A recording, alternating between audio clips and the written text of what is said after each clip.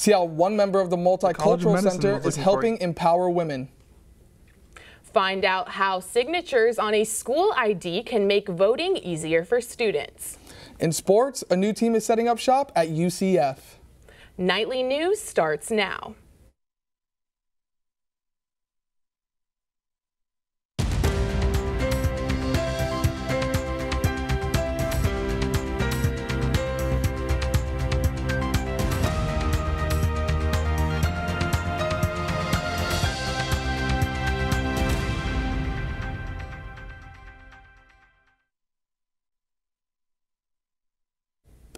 Good afternoon and welcome to Nightly News. I'm Brianna Sorensen. And I'm Nick Santiago. Today is Friday, February 8th, 2019. Winter Park Police Department arrested the wife of a UCF faculty member on Wednesday as the main suspect in his death. Danielle Redlick, the wife of Micheal Redlick, is being held without bond at the Orange County Jail. WPPD released a statement on January 12th saying officers responded to the 1200 block of Temple Drive in regards to a deceased male. Micheal Redlick was the director of sports business management here at UCF. According to an arrest affidavit, Micheal Redlick suffered a stab wound to the torso. The District 9 medical examiner ruled it as the cause of death. Nightly News has been following this case since January 12th. Danielle Redlick made her first appearance in front of a judge yesterday morning. Nightly News reporter Haley Rowland is here in the studio with all the new information about the case. Yes, thank you, Nick and Bree. A lot has happened in the past 2 days regarding this case. Redlick was arrested Wednesday just before noon, and it only took a few hours before the arrest affidavit was released by WPPD. Now, that 10-page document details everything that happened between January 12th and now. And yesterday, Winter Park Police Department released the 911 call Redlick made on January 12th, nearly 11 hours after her husband died. After piecing through the affidavit and the call log, we now know Redlick went back and forth in telling dispatch how her husband died. According to the affidavit, she says he had a heart attack, and then she says he stabbed himself. And throughout the 10-page affidavit, we can start to put together what police say may have happened between Redlick and her husband nearly a month ago. In her 911 call, you can hear Redlick crying and breathing heavily. However, when she made her first appearance, she stood emotionless next to the public defender. Redlick has been charged with second-degree felony murder and tampering with evidence. For now, she'll stay behind bars with no chance of bond. We'll continue to cover this, but for now, let's take it back to Nick and Bree at the desk. The U.S. Department of Education officially recognized UCF as a Hispanic-serving institution. The university's Hispanic population jumped to 25%. That's a total of 16,000 Hispanic students. The new designation allows UCF to compete for federal funding opportunities. Uruguayan student Jonathan Nesper says this can create more opportunity for students like himself.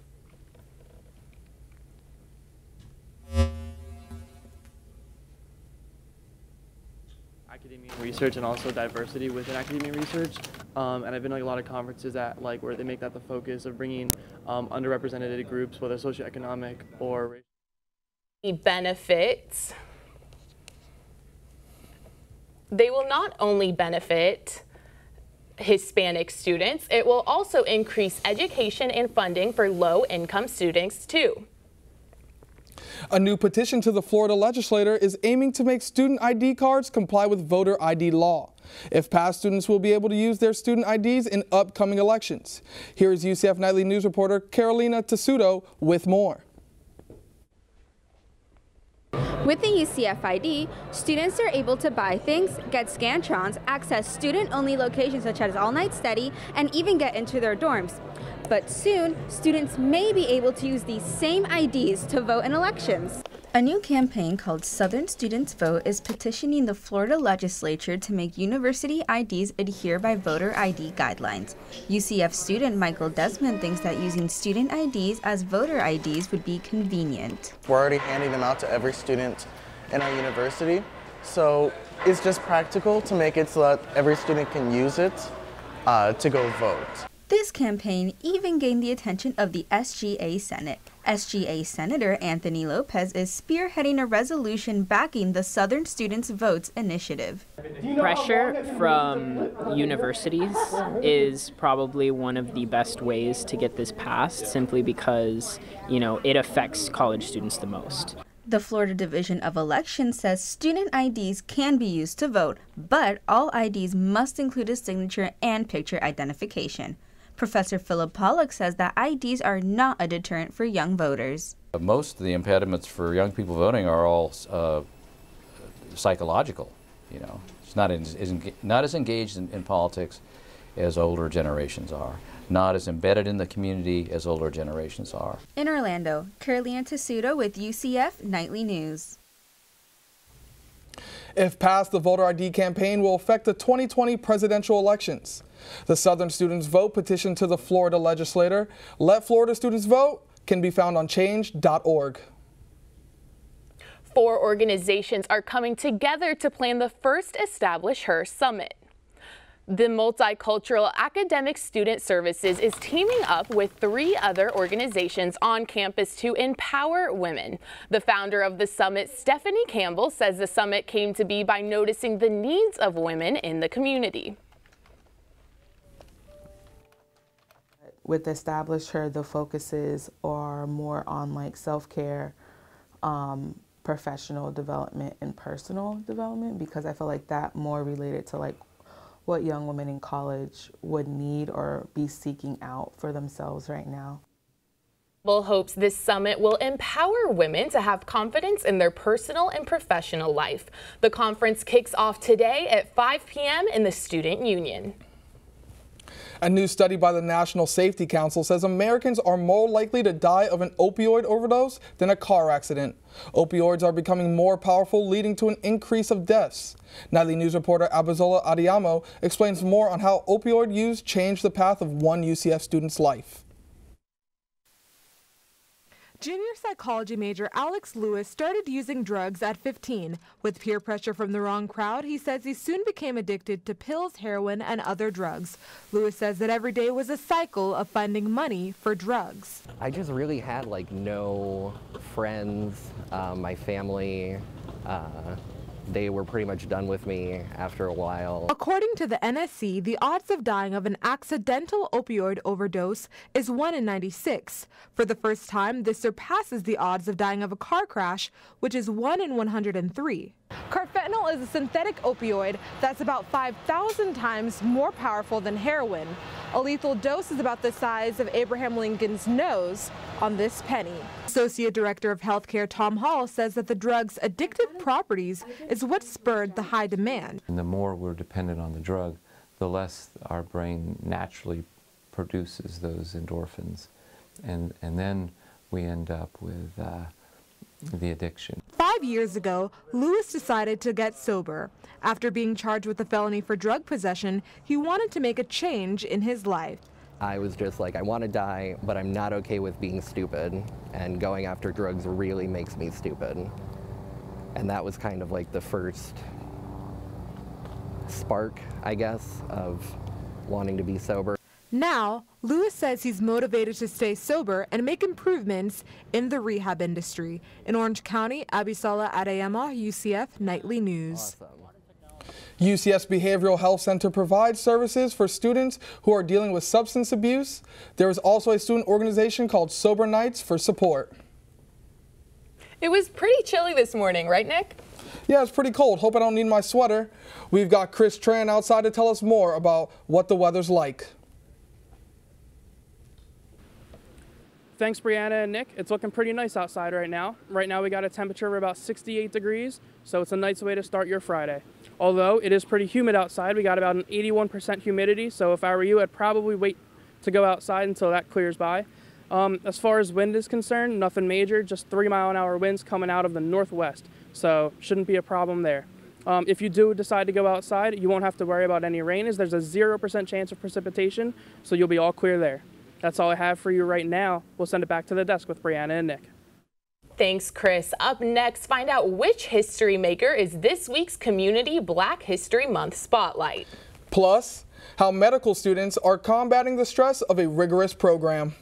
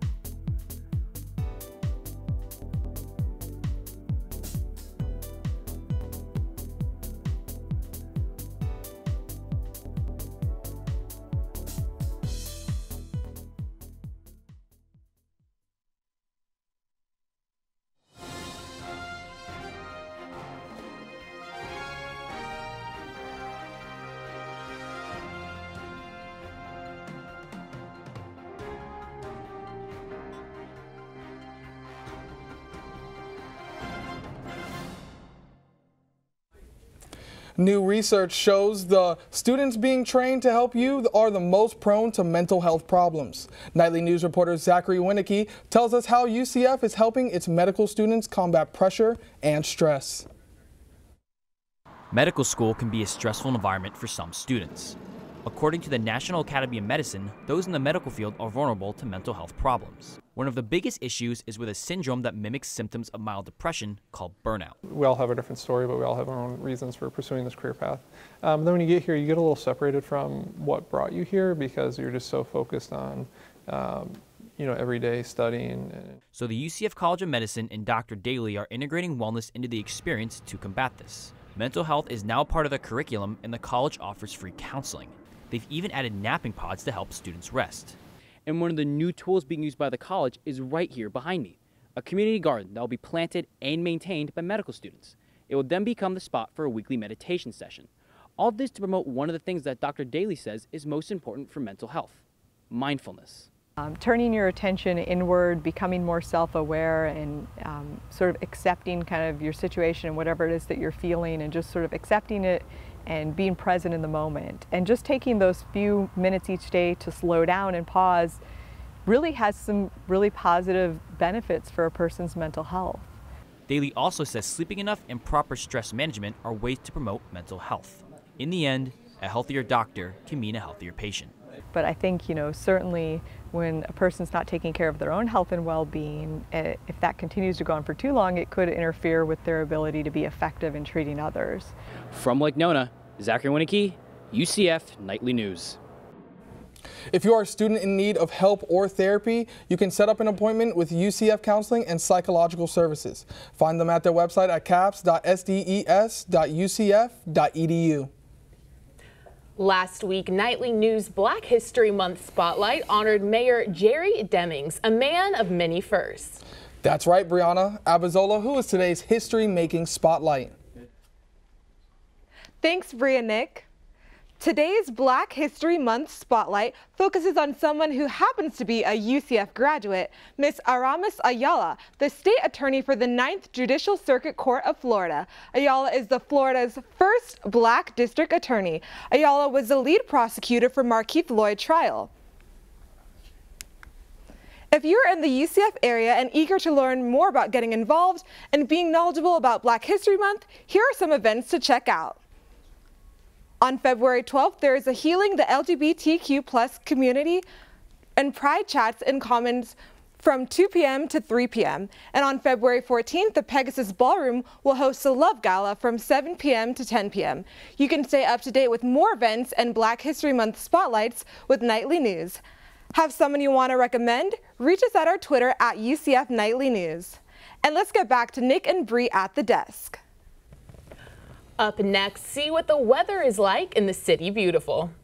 Plus, a look into a hands-on anatomy lab at Lake Nona.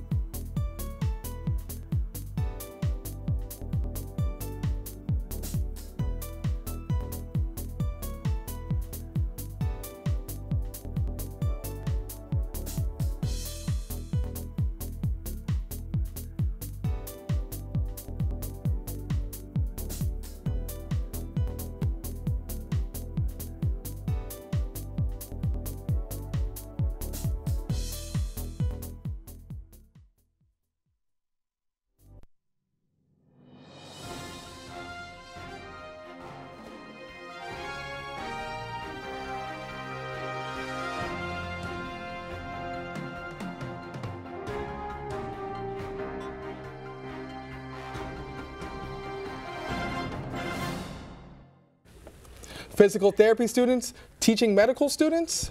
UCF's College of Medicine started a new anatomy lab where graduate students are the professors. Nightly News tells us more on why physical therapy students were brought in to teach using cadavers. The College of Medicine was looking for a new and improved way to teach medical students anatomy.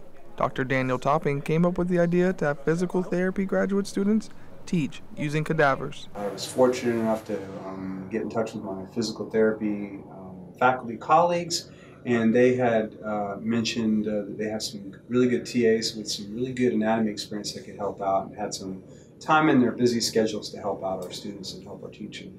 PT students were chosen because in their field, they get to spend much more time with cadavers. Since they study the body so in depth, they were the perfect candidates for this 16-week lab. Dr. Topping picked 3 physical therapy graduates out of an application pool of 8 to teach his labs. They have a checklist, so with the checklist they have to find certain anatomical landmarks. It may be organs, it may be nerves, arteries, whatever it may be, and from there we will identify all of that. Bali believes it's a win-win for both parties because each has a chance to learn from one another. Medical students like Patrick Cronin feel more comfortable learning from the graduate students. The physical therapy students, and they're extremely involved because they're just ahead of us and just learned everything that we're about to learn, so they're absolute experts on everything that we're about to go through, and so they're tremendous help. In Orlando, Nick Santiago, UCF Nightly News. This is the first semester the lab is being offered at UCF. Dr. Topping is looking for more fields to collaborate with to further the education of his medical students. It looks like there's some rain coming our way. I hope I don't have to grab my umbrella. Chris, can you tell us what it's looking like for this weekend weather? All right, thanks Bree and Nick. Thank you for kicking it to me. Let's look at the highs and the lows today in the state of Florida. Up in Tallahassee, we have a high of 72 degrees. As we move over to Jacksonville, we have a high of 80 degrees. Down in Tampa, we have a high of 81, and Orlando, a high of 83. So if you moved all the way down to Miami, you have a high of 78 degrees. So let's move on to our lows. Up in Tallahassee, we have a low of 46 degrees. In Jacksonville, 55. Over in Tampa, a low of 62. And Orlando, a low of 60. And all the way down to Miami, a low of 70. So it's staying nice in Miami all day. And let's move on to our 5-day forecast. So this weekend looks like it could be a little rainy, so let's hope that holds off. Saturday, you're going to have 72 degrees of a high and 62 as a low. On Sunday, it'll get a little warmer with 77 with 61 degrees as a low, but still you have that chance of rain, so hopefully that clears up. Monday looks like it'll be nice and sunny with a high of 82 degrees and a low of 63. There won't be any chance of rain on Monday. Tuesday, you have a high of 83 degrees with a low of 62 with a 40% chance of rain. And on Wednesday, it'll be cloudy with 74 degrees with a low of 58 degrees and 40% and precipitation. So thank you, Bree and Nick. We'll send it back to you. After the break, how UCF softball kicked off their season opener. Plus, check to see if the Knights conquered the Cougars in basketball.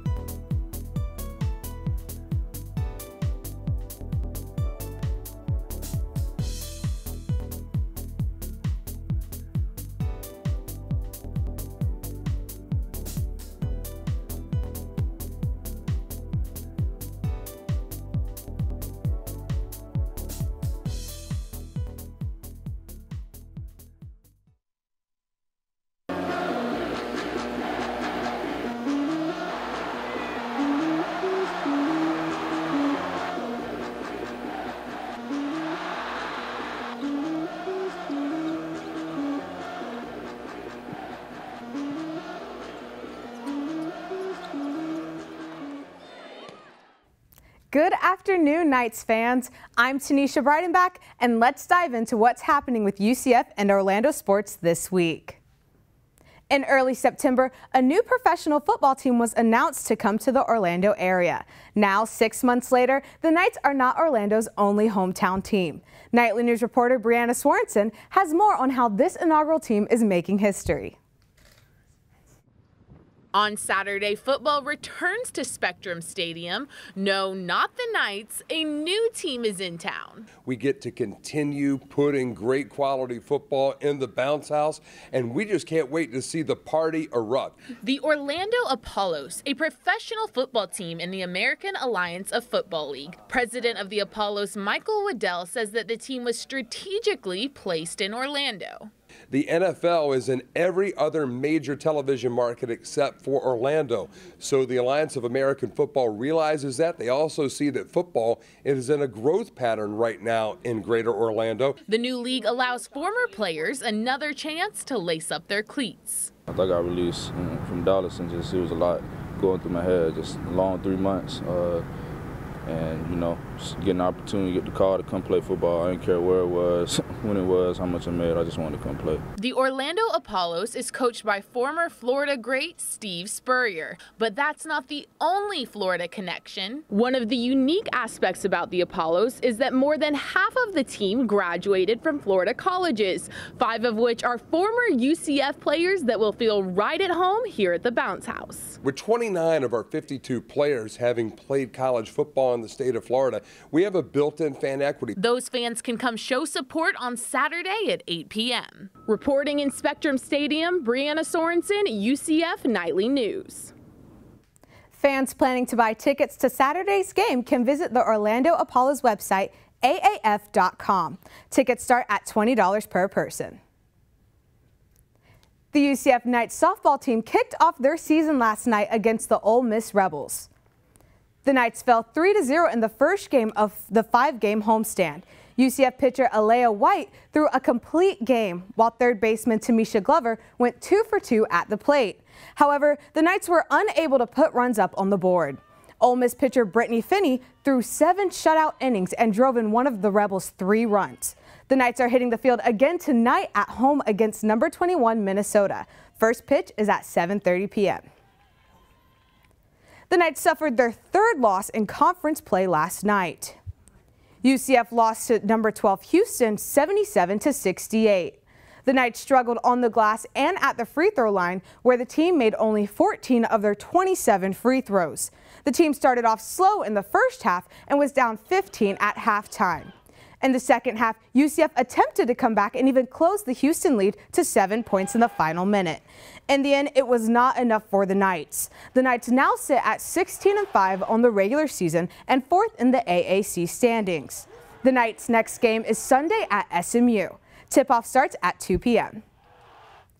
And that's all the time we have for sports. Back to Bree and Nick at the desk.